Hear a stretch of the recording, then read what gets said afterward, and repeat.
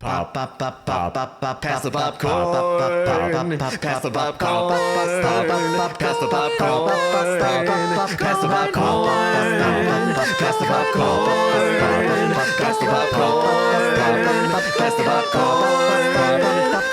popcorn. Welcome to Alternate Ending, where we're discovering good movies, one bad movie at a time. I'm your host, Carrie Jarasinski, and this is Pass the Popcorn, where we are joined by the coolest people ever to talk about movies. So sometimes they're good, sometimes they're bad, but either way, we can't help to talk about them. Today, I am super, super excited because I am joined by one of the most stunning humans I know, both inside and out, but mostly out. A longtime contributor of Alternate Ending, a screenwriter, an artist, like the coolest artist, food blogger. She does it all. And by far the trendiest person in my life bubble. I have to tell you this, Catherine Clark. Welcome aboard. What an amazing intro. Thank you, Carrie. Wow. All true facts. Was so fabulous. All true facts, right? Oh yeah, absolutely not. I'm so excited you're here. That's so probably going to too. send my sound on this podcast way off the charts. I wasn't balanced for that reaction, but I am so excited you're here. I've wanted you to come on for the longest time. And again, all my dreams are coming true. Me too. I haven't had anything going on, so this is good. You've been literally just doing nothing. You've been sitting around all day. Yeah. Nothing all day. Not stealing your husband all the time. I know. I talk to him so much. But I know that you do. And I'm going to be you. honest with you. He and I do not talk about it. I think there's a little bit of like a turf war there where he thinks that you like him more. I think that you like me more. And we just, again, we don't want to like get into it. We don't address it. But I do know that the scales have tipped in terms of your communication with him more than me lately. So that's another reason why you're here. It needs like a cage match, Yes. probably, and I'll just oversee it, and it will be the highlight of my year. So let's do it. Cool. And I think you know who would win in that, which is why I appreciate you suggesting that. I think. Yeah, I think we know. I think we know. I'd sweep the leg. I definitely sweep the leg. Well, I have known Catherine most of my life. When I was sitting down to think about just sort of like our origin story together, I couldn't really believe and was a bit flabbergasted at exactly how many years has it been. And I think it's more than 30. I mean, I'm 27, so I don't know where you're getting that number from.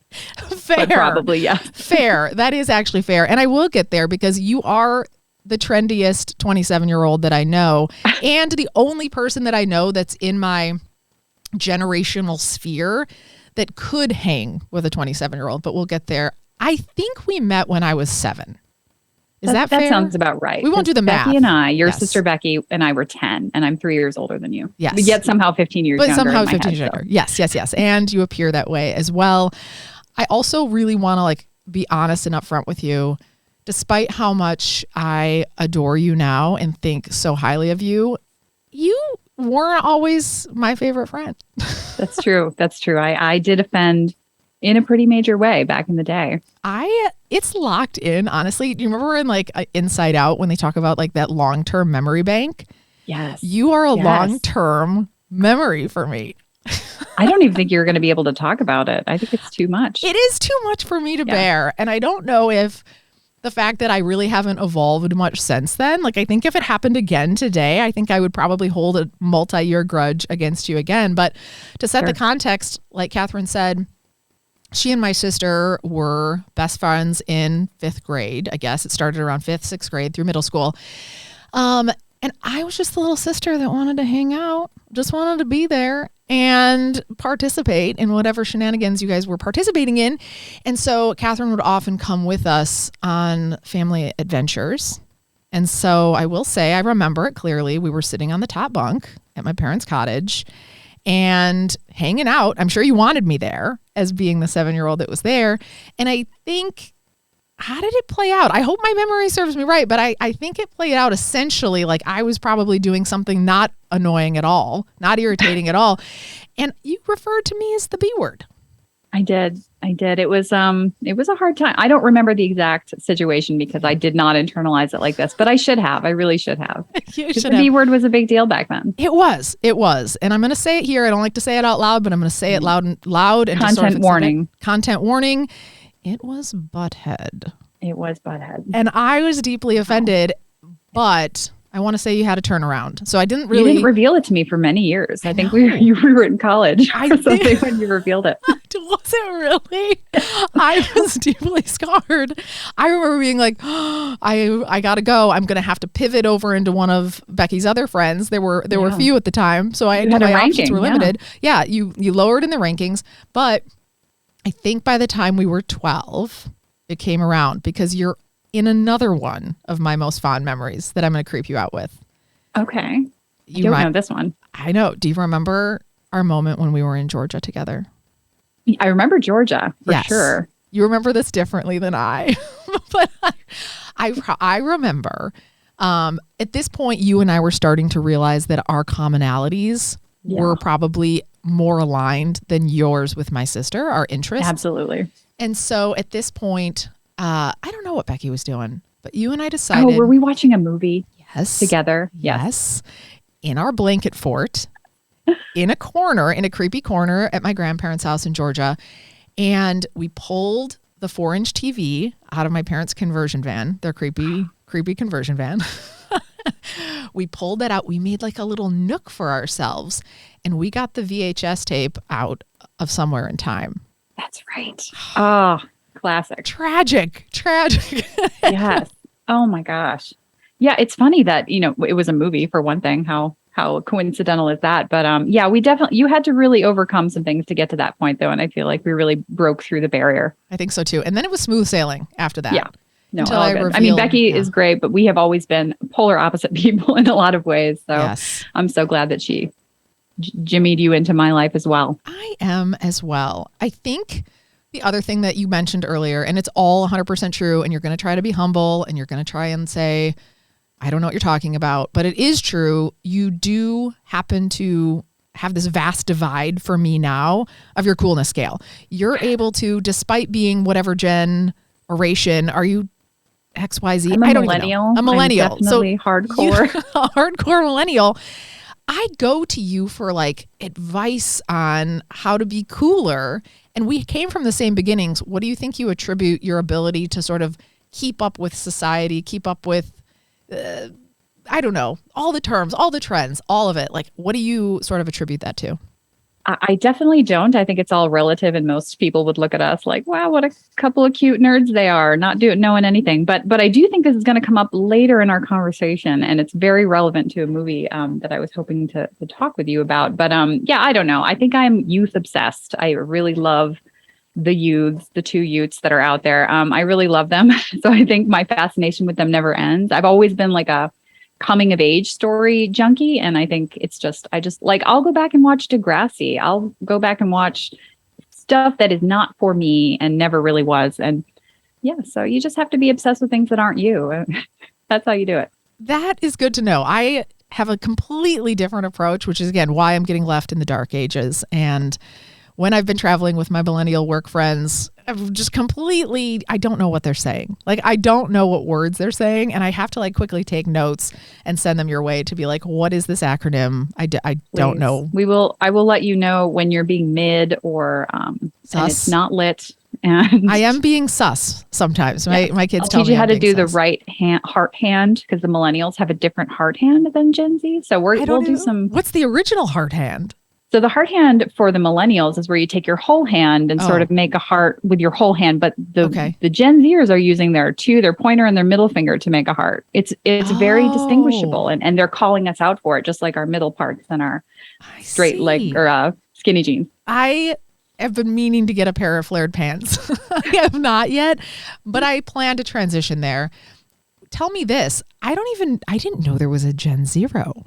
How is it? We're moving to numbers? Are we moving away from letters? Are we? Did I say that? I don't. If I did, I didn't mean to. I don't know about number. I think we're on Gen Alpha. I think your kids are probably Gen Alpha, right? Gen Alpha. Okay. Yeah, that's the next one. It feels like Gen Zero, but we'll probably get there in one of the movies, like you said, in just a little bit. To lay some context, I think it's important to get to know you a bit. Like I said earlier on, have written for the site before, have done a bunch of stuff and partnering with us. Let's lay the groundwork. I'm going to ask you a few questions. And put you on the spot because I didn't tell you that I was going to be doing this. So sorry. If you did have to say right out of the gate. You're at a work thing. Somebody's like, hey, Catherine, favorite movie. What's the movie you say? Oh, I've had a solid favorite movie, and that's Amélie from 2001, I think, the French film. I love it. It makes me so happy. It's my favorite movie. Typing that out. I thought you were going to say The Princess Bride. I do love it. Can't deny it. But Amélie was the one that just made me love movies, and just it makes me feel things, and I love to feel things. Interesting. Is this a movie that I would like? Oh, yeah. Oh, abs. You haven't seen it? No. Oh, no. This is your movie. You would die. It's so good. Really? It's happy. It's a happy movie. You will love it. See, I was thinking, so, and again, maybe we just don't know each other at all. I know. I thought you liked movies that horrified me. Like, I remember a few years ago, a few being 10, Rob was like, oh, Catherine loves the movie Sunshine. I do. I love Todd Solondz. I love, love, love. And I haven't seen that either, but Rob was like, don't watch it, Carrie. They're awful. Yeah, they're awful. So there's not a genre of movie I don't like. I like all the movie genres. But if I'm going to come back to like favorites, it has to be something that makes me feel good, because that's what we do. We go to our comfort zone. So yeah, am I going to go to a Todd Solondz film like Sunshine or Palindromes to get my comfort fix? Absolutely not. So, But I do like a lot of things. Diverse spectrum. Okay. Yeah, for sure. Okay. What other questions can I ask to get to know you? Another reason why listeners are going to love you, and I already know the answer to this, but what is your favorite animal? Oh, sure. Well, I'm a cat fan, which is, everyone's a cat fan. But again, they're what I like about cats is that they are they're kind of a singular love. They like you. And they have boundaries. And I think a lot of people compare that to kind of like, do you like women? Then you will like cats, because we are like that. We're like, we'll get cozy with you, but then we need our boundaries to back off. So dogs are, welcoming and glorying in your presence. And I think that cats don't always. So it feels really worthwhile when you can get a cat to love you. You can wrangle a cat. Yeah. And your cats do love you, which again is one of your most amazing traits. Cats, I think, look at me knowingly, like, they know that I'm a dog person and they don't like it. So they're not keen to me, but they think you're easy. Like you're too easy to get to win over. So they want a challenge. They do want a challenge. And that's actually right. Like I don't have a very high bar. So that is amazing. Well, I am excited to sort of just jump in and get started. I know one of the things I was excited to come to talk to you about today is one of my movies, but I've seen a few things and I'd love to know, what's the stuff that you've been watching recently? Any things that jump to mind that you'd talk about today? Yeah. I've seen a few things lately, some streaming, some not. It's so strange to me, just as an aside. I watched The Good Nurse on Netflix, which has 2 Oscar winners in a Netflix streaming movie. It's so strange to me. It's Jessica Chastain and Eddie Redmayne, both Oscar winners in this kind of what feels like an elevated TV movie, but like they just kill it in their performances. It's so strange. Anyway, but I did see... recently, I saw Wakanda last night. Friday night. I did too. Wakanda Forever. And then I recently saw Triangle of Sadness, which was an experience. I don't think you've seen that yet, though, right? I have not. No, I have not. And that's on Netflix too, or where is that? No, I saw that in the theater. Oh, I know zero about that. So I'm excited to hear about that. And I also saw Wakanda Forever yesterday. So I need to know what your thoughts are on that, for so many different reasons. And the movie that I brought that I want to get your perspective on, because I creeped on your letterbox. I'm going to be really honest with you. I creeped on it because I just watched this and it was the most, I don't even know if I'd call it horrifying experience of my life, but it's up there for sure. Even though I didn't give it a terrible rating, it still is sticking. Sorry. Not a comfort movie? Not a comfort movie is Bodies, Bodies, Bodies. And I know it's not the newest, but I need to talk to you about it and that star rating you gave it. So I need to just get some feelings out there. And I want you to tell me why I'm wrong, maybe, like change my mind. But first, I guess I'd love to hear about Triangle of Sadness, because since I know nothing about it and if I should see it. Yeah, sure. So Ruben Östlund is a Swedish director. You might know Force Majeure. I'm not sure if you know his directing, but he came out with this, and I saw this log line of this was basically a Woody Harrelson vehicle, right? So, and a comedy. So I go in because I am comedy starved. Comedy is not hot right now. It's all true crime. It's all horror. I just want comedy. So I went in, and it is one of those absurdist comedies. If you're not laughing out loud most of the time, and that's fine by me. But I do think it was nice to have any level of comedy, which is why also Bodies hit for me as well. But it's super Parasite-esque in the fact that it's kind of about classes and upper classes meets lower class. And you've seen Parasite? Yes, I loved it. 5 stars. Yeah. If you've seen a Yorgos Lanthimos, like The Lobster, it kind of is like that kind of comedy where you're not laughing all the time, but you're can't draw your eyes away from it. So leaned heavily on Woody Harrelson, which is interesting, but he is in maybe 20 minutes of it, if that, and it's a very long film. So, I really enjoyed it. There is one scene, and this is not any kind of giveaway, but there is a scene where they're all on a boat and the boat is rocking and people are getting very sick. And it's an extended scene of this, which most people think would be not something they'd want to see, but it is the funniest moment of the film. So if you're up for kind of a gross but hilarious, absurd comedy that is really kind of insightful between who you're going to root for in terms of the rich and the poor, and you sometimes don't know who you're rooting for. It's worth a look. I really liked it. Though there's one scene too that is worth mentioning. Woody Harrelson ends up very drunk and is talking into a microphone, just reading Noam Chomsky. And I couldn't relate to anything harder than that scene for me. But I'm going to bum you out for a second, but one of the stars, Charlie Dean, is a South African actress.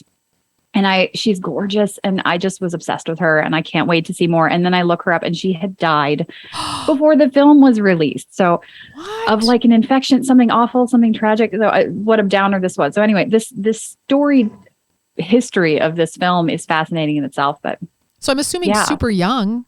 She was like early 30s. What? Super young. Well, yeah. slightly older and I just than you. was so looking forward to her next project, looking for what it was going to be. And anyway, so don't go in knowing that, but I've just ruined that for everyone. You have I'm so sorry. I feel inundated with death lately. Like just in terms of, I think what gets elevated on social media, what's in the media, like my top of my newsfeed, and maybe it's my own fault because it's maybe the things that I click on, but I'm just like, man, like the Backstreet Boys brother or NSYNC, I don't know, one of those two bands, brothers, Aaron Carter.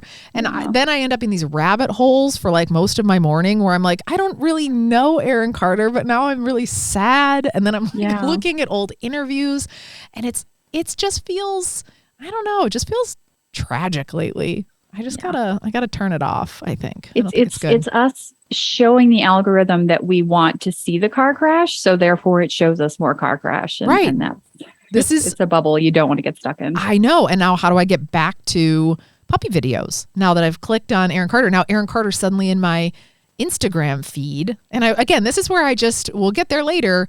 I just want it to all burn. I just want to like delete everything. And I'm like, I just need to go walk in the woods because it's too much information for my poor brain to process. But absolutely, alas, you have kind of sold me on the Parasite-esque thing. Although I know you and I diverge on The Lobster a bit because I think you liked it, didn't you? No. So here's the thing. I watched The Lobster and I could appreciate the artistry of it, but it hit on a bunch of my specific phobias. I'm forgetting which ones they are off the top of my head, but I remember coming away from that being like, wow, that was really good. And I never want to see that again. Never again. Yeah. Super dark. There were a couple scenes in there too that were just too much for me. And I think I may have even turned it off. I'm not sure if I made it to the end, but alas. I was in the theater, couldn't get away, but I could see the artistry of it. I really could.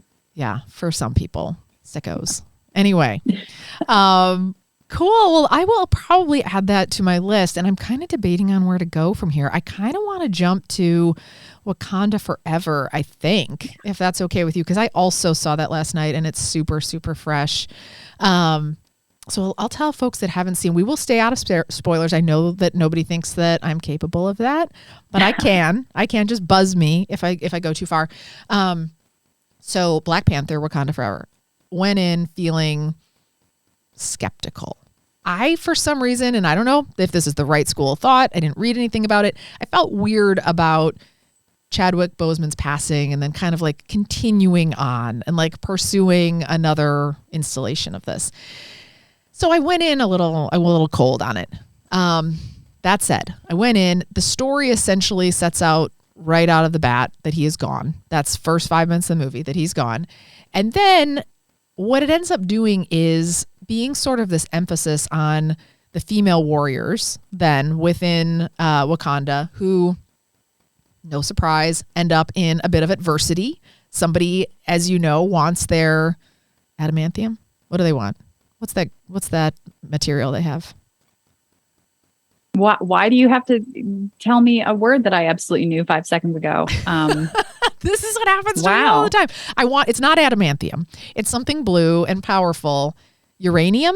No, it's not uranium. What? Why is chocolate? Why is it's chocolate. So they want their chocolate. Vibranium. Is that what it is? It is vibranium. Yeah, okay, it's vibranium. Whew. Vibranium. Everybody wants it. So that's always going to be the premise of this movie. A power is out there. A world power is out there that also would like to come in and have what Wakanda has. And so, of course, it becomes a war between Wakanda and another group in order to maintain the safety of their community. No huge surprise there in that. I walked away from this feeling like so many different feelings. I walked out feeling like the performances from Angela Bassett, holy freaking moly. I mean, like, I don't even know who she is. Is she a human? I don't even know. Her performance where she was like, I can't even, you know the performance that I'm talking about? I do. She is so intense and amazing and awesome. I was literally not breathing through that entire monologue that she had. I know that I had stopped breathing. But again, she was amazing. The other one in here too is Denai Guerrera. It's a tongue twister for me. Is it? You got it basically. Garai, I believe. Garai.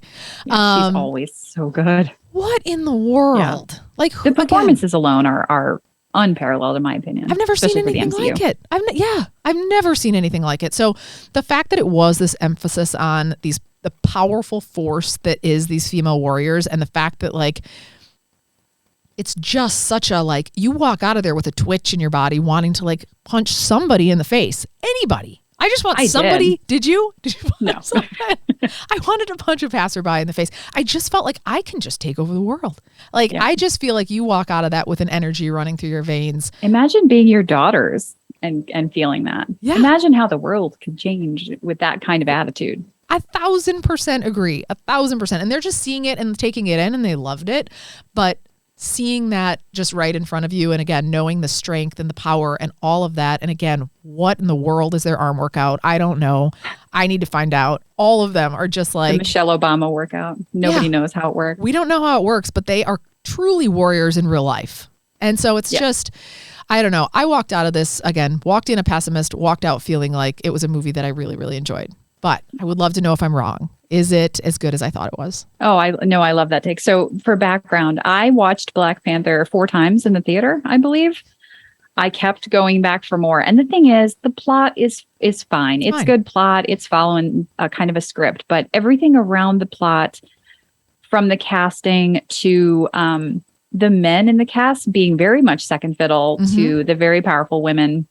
And I know in this one, we sort of were forced into that because of Chadwick Boseman's passing. But the music, the camera work, the costuming, it's just out of control good. I was just so taken by it that sometimes I forget what the plot's even about because I'm too busy admiring the movie.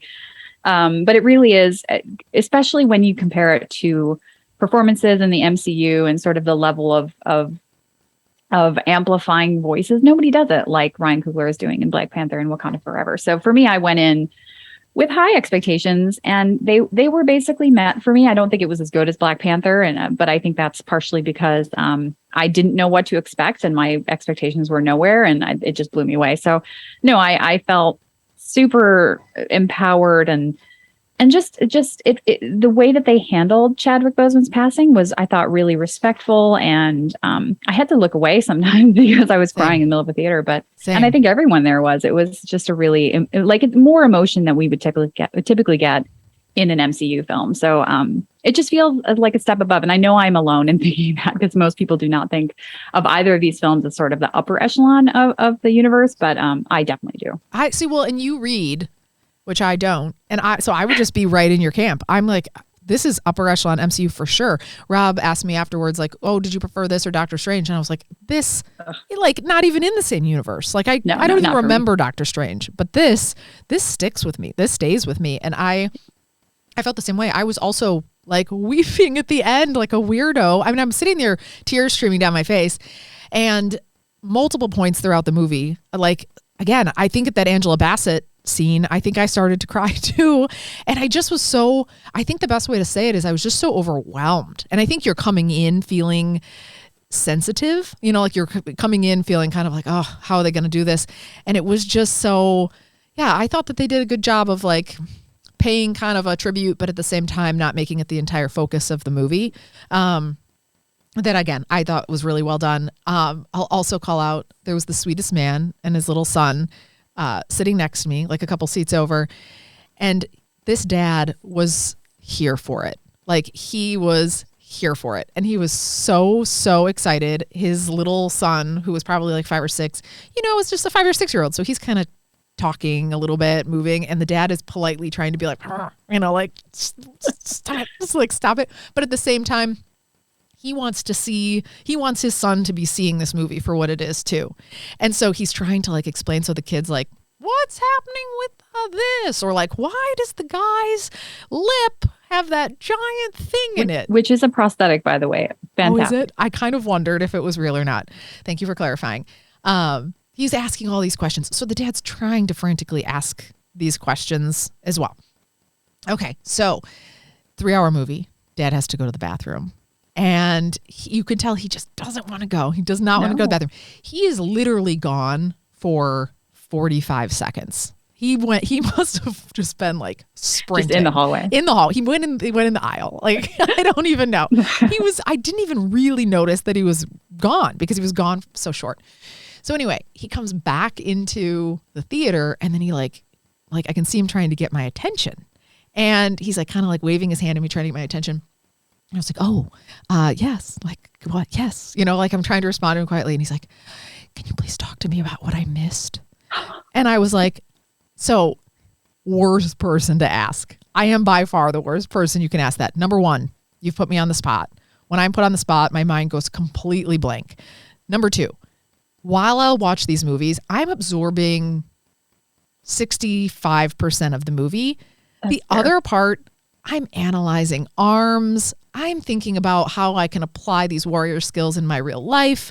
I'm thinking, my mind isn't a super focused one. So now I'm like, oh, great. Like he's like, what was it? And I was like, they were talking about the war and the whatever. And he was like, oh no, I was here for that. It was after that. I was like, oh shoot. And he was like, with the agents? And I was like, I'm so sorry. I don't know. He's like, it must not have been that important. I was like, I really don't think it was a big deal. Like, whatever you missed. But it really was like 45 Everyone seconds. in the movie went to the bathroom while you were there. Everybody, I went to the bathroom too. Like, I felt the urge to lie because I felt so bad that I couldn't help him because he was so desperate to know what he missed. And it was so sweet. Then after the movie was over, they sat in there for like 20 minutes and talked about the movie together because I forgot my jacket and had to go back, and they were still there talking about the movie. I'm hoping that this was a Black family. It was, yes. Okay.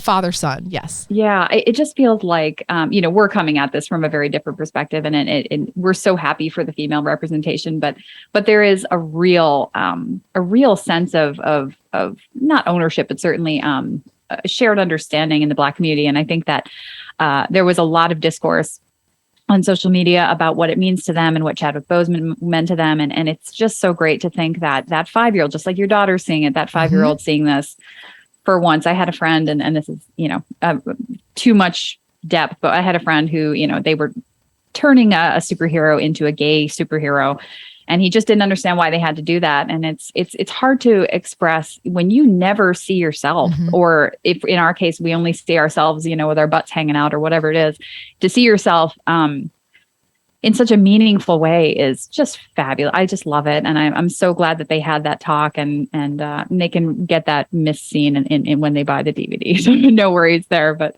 yeah, just amazing. It's amazing to see. I know. I spent the rest of the movie being like, what did happen there? I could trying to process it so I could tell him.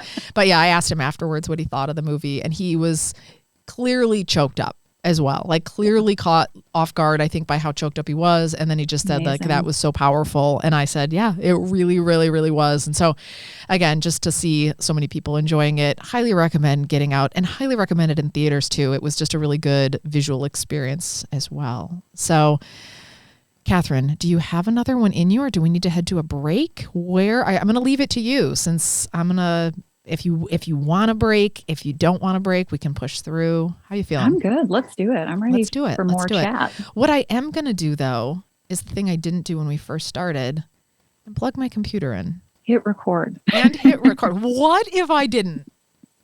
That wouldn't be the first time. And I would just, I don't even know. That was just rehearsal. No problem. I would just quit. There we go. I'm plugged in. You might hear a ding. So yeah, let's push through. I'd like to talk about, if you're up for it, what we'll probably argue on, which is the other movie I saw, Bodies, Bodies, Bodies. Mm-hmm. This is an oldie but a goodie by these days. When did this come out? Has it been a bit? I saw it with Rob back in the day. I mean, months ago. But you saw it a screener. Didn't you guys see it early? Did you get an early release? We might have seen it early, actually. Yeah, that's a good point. I think some people are just watching it now. This is directed by Helena R. Rain. Exactly. I love that name. Written by Sarah DeLapp. She seems like she's young. Kristen Rupeline. This stars people I don't know. Maria Bakalova. Oh, who I think is the girl. She's the girl from Borat, which she won an Oscar for, right? She was nominated for an Oscar. She is a showstopper. She is really, really good in this, I will say, too. Amazing. She's fully formed. Yes. I don't know what that means. What does that mean? Her character is very rich. Oh, okay. I was like, yeah, I thought she seemed fully formed. Everything was there. This also has Rachel Sennott. I don't know who that is either. And then it has, who is the guy that recently dated the Kardashian? Pete Davidson. Pete Davidson is also in this, who I don't think fits in this generation, but he happens to be there anyway. I have no idea how old he is, but he actually does a really good job of fitting in. I would have guessed potentially that he was in this demographic, but I'm going to say what it's about, because you're going to say that it's probably about something different. But Bodies, Bodies, Bodies. It's a group of kids. And when I say kids, I mean kids. They're like 21, 22, not fully formed. Most of them are not fully formed human beings. They plan a party, a hurricane party, in fact, at this remote family mansion, as one does when I do all the time at these remote family. And they decide to play a game that my children actually do play. My kids play this game, which I'm horrified by, called, what is it called? Above? What's it called? It's like where you have like a murderer. I mean, they call it Bodies, Bodies, Bodies, but there's werewolves. It's called Among. It's called Among Us. Among Us, the video game. Totally. Yes. So my kids play Among Us. And so I've seen my kids play this. It didn't end this way. It didn't end the way that it did in this movie, but it is a look at this is Gen Z? Yeah. Gen Z. Okay. Thank you. Of how their approach to life and how their approach to friendships and being human can go incredibly, incredibly wrong. How else would you add to that plot synopsis for Bodies, Bodies, Bodies? Yeah, that's good. The thing is, it comes with, because it's Gen Z, and it is, I think, partially a bit of a parody of Gen Z. A lot of the humor of it is all about their slang and the way they interact and their understanding of middle class and rich and whose parents are middle class and whose aren't, or upper middle class. So there's a lot of tongue-in-cheek social commentary, I guess. But the plot that's about how it goes. Yeah, that's about it. Okay. It becomes a little bit, tell me if this is a spoiler and I'll bleep it out. It becomes a little bit of, and then there were none, right? Is that a spoiler? Yeah, absolutely. Is that a spoiler? Things start going down. There's some havoc that starts happening. right out of the gate, I hate these people. I just want to say hate is a strong word. I actually don't even like that word. I may bleep that out too. It feels aggressive, but I hate these people. I do not. This whole style of human, and I don't think you are this person. I know, because I bet you love them. I cannot handle you. I cannot handle your lack of awareness. The fact that you're in a 1 billion square foot place and that you're like flinging out Dom Perignon and like spilling it all over the place. Like, I cannot handle your waste. I cannot handle the waste of that champagne. I cannot handle like the level of entitlement. I can't handle the amount of screen time that you're using. Like, you're just on your phone the whole time. And again, just the group dynamic of pretending to like each other and be friends when clearly that is not the case. So I don't like these people right out of the gate. But I'll turn it to you. How do you feel about these Gen Zers as one who is one? Right. I wish. Yeah, it's so funny that you're saying, I knew that you were going to say this because I think you share the level of contempt that a lot of people do. And I think that is partially the point, is they're showing the excesses and just the fake friendships. And I think that was true of any generation. I can't say this is Gen Z specifically, but it is a 21-year-old kind of thing to be. And I think that I will say, I don't love these people. I am coming from this. I don't have kids, and I think that makes a big difference, because once you have kids, you start to think about your kids and what situations they might be in. But I can only put myself in this situation, which is a very different thing. So I'm Lee Pace. I'm too old to be there, but I really want to be there, and I want to party with these kids. Oh, Lee Pace was the one that they're like, hey, it's the old dude. Oh, sure. It's the old dude. He wasn't so I'm in there Lee enough. Pace, and I'm like, how do I get an? I think that was even my Letterboxd review, was how do I get the invite to this party, because this looks like fun. I don't care if they're my friends or not. I just want to have this party and this house. But yeah, no, totally see where you're coming from as like mom of daughters who absolutely could be this age very quickly. I do think that is it, because again, my anxiety levels, like if I had a heart rate monitor on during this movie, were high. I was running hot. I was just like, I think what you're doing is you're imagining, if this is this generation, you're imagining that it's just going to get incrementally worse and worse and worse. I'm glad you're shaking your head no, because this is the fear though. Like, are my kids going to be doing cocaine at a party at a rich mansion and wasting champagne? And they're lucky. Are you kidding me? I am so worried about how my kids are going to turn out. And I think the benefit that we had as kids, and the reason why we weren't total disasters, were like, at the end of the day, we did have good friends. Like, you didn't have, like, your friends in high school, they weren't doing cocaine. No.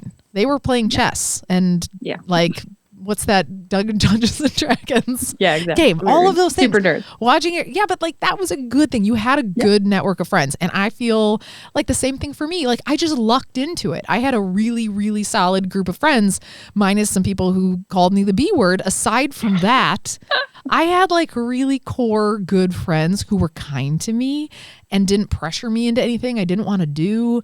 And I think my parenting fear is this movie, which is like one wrong turn and you get Pete Davidson as a friend, you're fucked. Like, it's like it's like it's so hard to like have control over like your friendships, I think. And then I don't know, to have like the wherewithal to stand up and be like, oh, this isn't okay, is nearly impossible when you're in that situation. So like, I think what is running through my mind is also sort of like a empathy trip of, again, I hope not, but I think if I was in the situation that they were in and all this stuff was going on, I would have probably become like a druggo. I don't even know. I would have probably had problems if I ended up in the wrong crowd, because I'm not one to walk away from something else someone's doing. I don't know. I hear you. And I think that what film does for us is it puts into our minds that something is normal that isn't normal.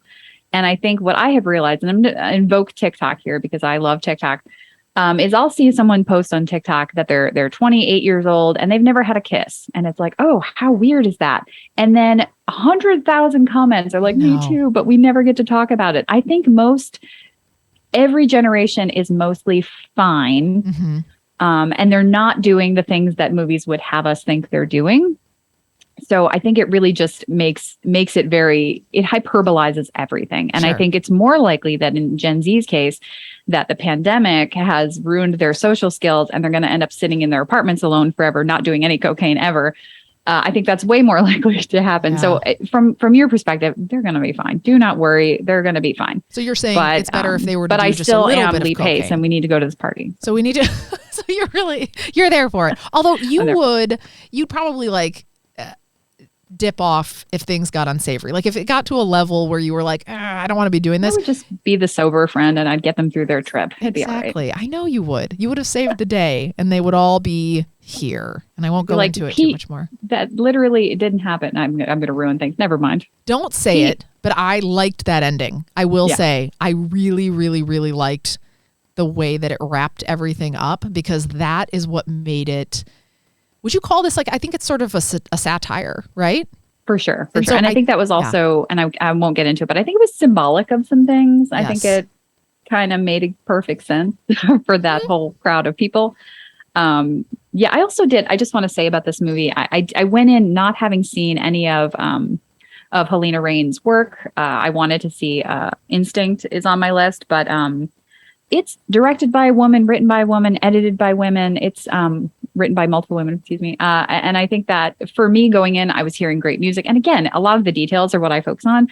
I wanted to go in with like kind of a cool slasher that was kind of a comedy. And I got what was sold to me in a lady-led package, which I never complain about. And that is fair. And I think that is fair. I think, again, if I were in a different spot where I wasn't projecting my whole life ahead of me and like, what if, and I already have decided like my kids are never getting a phone, my kids are never going to college, like I'm going to start homeschooling. Like I've developed a whole different life plan based on this movie. If I wasn't in that spot, I think I would have appreciated it just a bit more.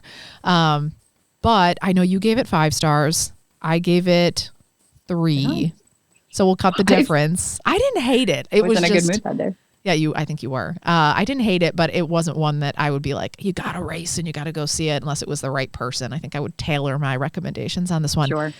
I think also one thing to remember, you have to be that rich to get easy access to cocaine. So most people will never have the money for the cocaine lifestyle. So don't worry, you're fine. Yeah. Okay. Well, that's really good to know. That's good to know. I have no idea on the cost of cocaine.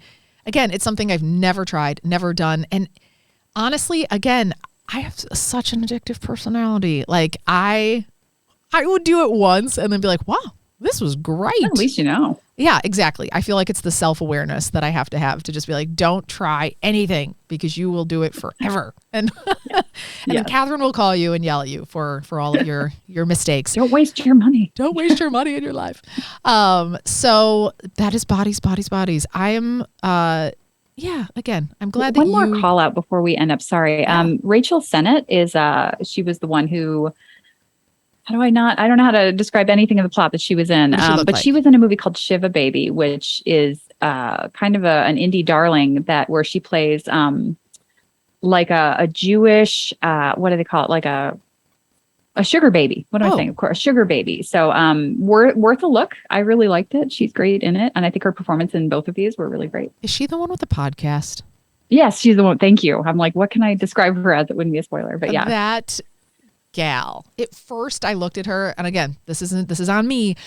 I just didn't get a vibe that she was going to be great. Like, I don't even know what it was. Like, it just was like, sometimes people just look like they have a presence on screen. And then again, I was so glad that I was wrong because again, like, what does that even mean? I don't even know what that means. And Rob, when we were watching it, so he watched it again with me. He's like, you have to see this movie. You have to see it. He's been bugging me for months to see it.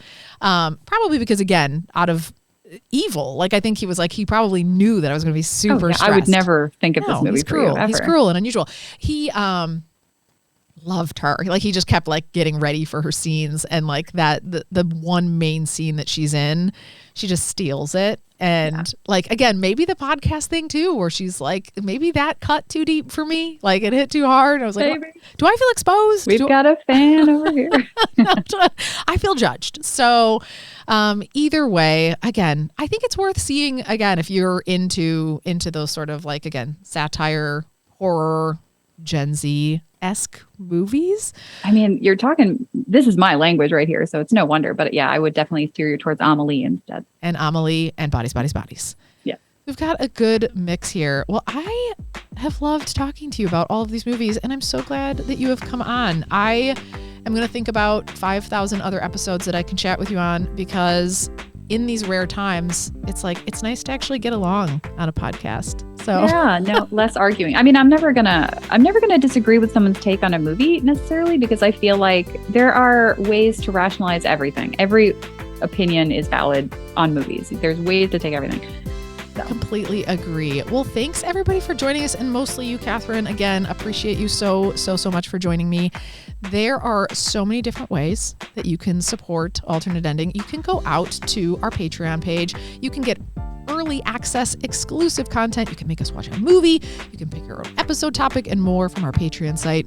You can also go out and you can make your purchases through our Amazon banner at alternateending.com. And lastly, you can also leave us a review on iTunes, which again, I know it's an extra step, but like, I gotta tell you, when you go out there and you see a review and it's a nice one, it's always like, gosh, people are listening. This is really, really nice. So we really, really appreciate those. So thank you everybody for joining us. You can go to our Facebook page and like it, Twitter, where we're tweeting sometimes, Instagram, where we're rarely doing anything at all, or again, alternateending.com, where you can catch out all our reviews and this here podcast. So we will catch you next time.